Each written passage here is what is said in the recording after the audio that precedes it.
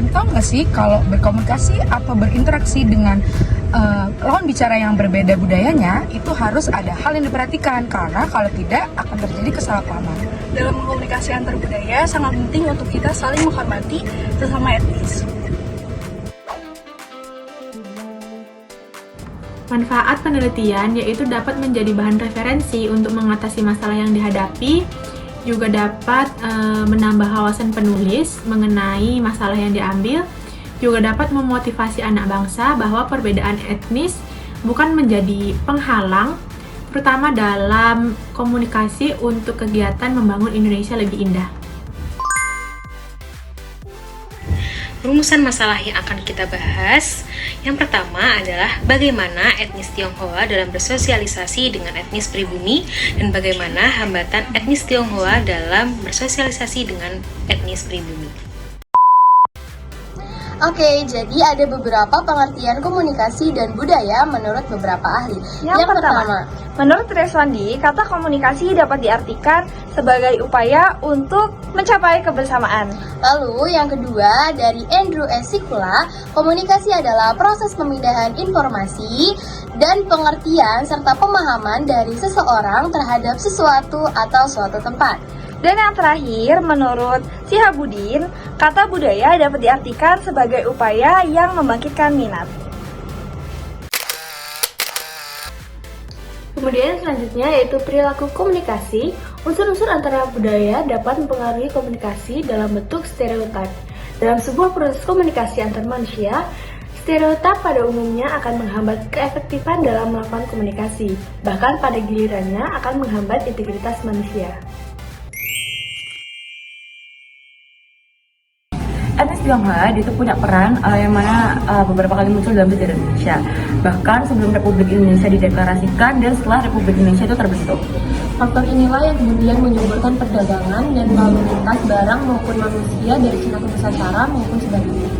Setelah Indonesia merdeka, orang Tionghoa yang berkewarganegaraan Indonesia akan digolongkan sebagai salah satu suku dalam lingkup nasional Indonesia sesuai pasal 2 Undang-Undang Negara Indonesia nomor 12 tahun 2006 tentang Kewarganegaraan Republik Indonesia.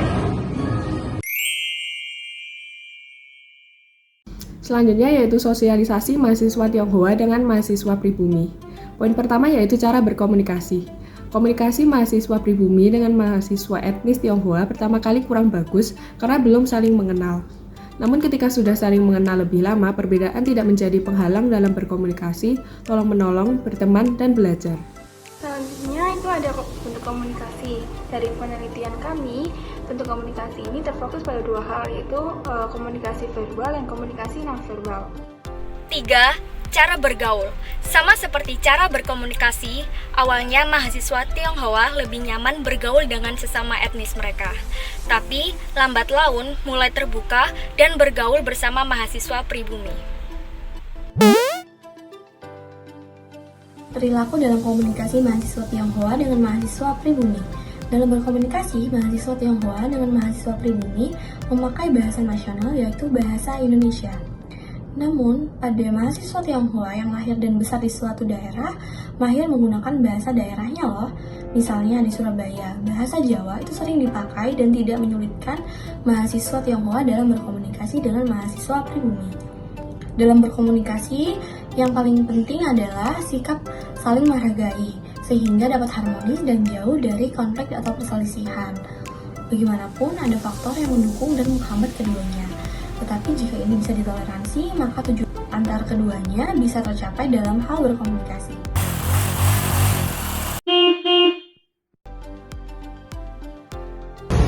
Yang selanjutnya yakni hambatan dalam berkomunikasi. Itu ada 3. Yang pertama yaitu language atau bahasa, di mana diungkapkan oleh Daisy Azahra, gaya berbicara orang pribumi di Surabaya itu agak kasar dan kadang mereka berbicara seperti orang marah, padahal sebenarnya mereka sedang tidak marah. Untuk yang kedua yaitu ada stereotype. Hal ini merupakan hasil wawancara dengan etnis Tionghoa bernama Kendrick. Jadi mahasiswa etnis pribumi rata-rata itu baik.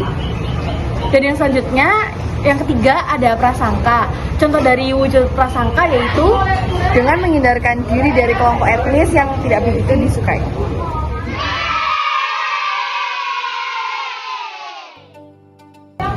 Yang selanjutnya adalah kesimpulan. Yang pertama, hubungan antara mahasiswa etnis Tionghoa dan pribumi semakin baik dengan adanya kesadaran di antara keduanya untuk saling menghargai dan menghormati satu sama lain.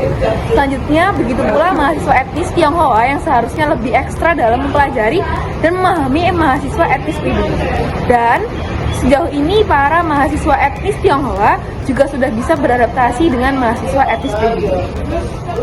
Selain kesimpulan, juga terdapat saran. Yang pertama yaitu agar antara mahasiswa etnis Tionghoa dan mahasiswa etnis pribumi semakin langgeng ke depannya. Dan yang kedua, hubungan sosial akan menjadi lebih baik jika dibarengi atau disamai dengan interaksi yang baik pula antara mahasiswa etnis Tionghoa dan mahasiswa etnis pribumi. Dan yang ketiga yaitu seiring berjalannya waktu, faktor penghambat sudah dapat diminimalisir oleh mahasiswa etnis Tionghoa sehingga mereka sekarang sudah mulai terbuka dengan mahasiswa etnis pribumi. Sekian dari kelompok kami. Bila ada kurang lebihnya mohon dimaafkan. Wassalamualaikum warahmatullahi wabarakatuh.